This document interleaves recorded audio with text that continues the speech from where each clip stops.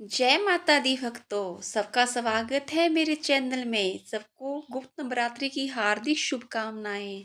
आइए आज हम श्रवण करते हैं गुप्त नवरात्रि की दूसरी कथा, माता ब्रह्मचारिणी की व्रत कथा।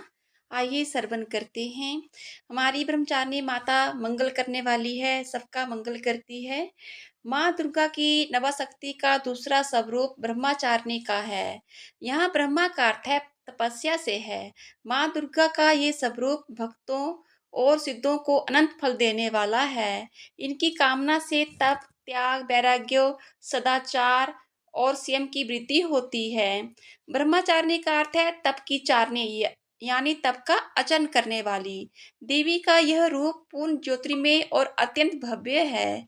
इस देवी के दाएं हाथ में जप की माला है, बाएं हाथ में कमंडल धारण किए हैं।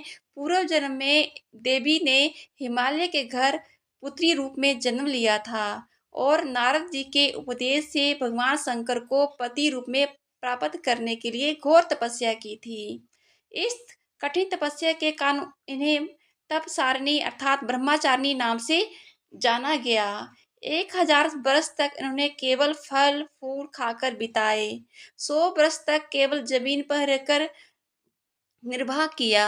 कुछ दिनों तक कठिन उपवास रखे और खुले आकाश के नीचे वर्षा और धूप के घोर कष्ट सहे। 3000 वर्षों तक टूटे हुए बेलपत्र खाए और भगवान शंकर की आराधना करती रही। इसके बाद उन्होंने सूखे बेलपत्र खाना भी छोड़ दिए। कई हजार वर्षों तक निर्जला और निराहार रहकर तपस्या करती रही। पत्तों को खाना छोड़ देने के कारण इनका नाम अरपना पड़ गया।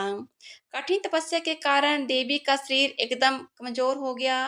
देवता, ऋषि, सिद्धिगण, मुनि सभी ने ब्रह्मचारिणी की तपस्या को अभूतपूर्व पुण्य बताया, सराहना की और कहा, हे देवी, आज तक किसी ने इस तरह की कठोर तपस्या नहीं की।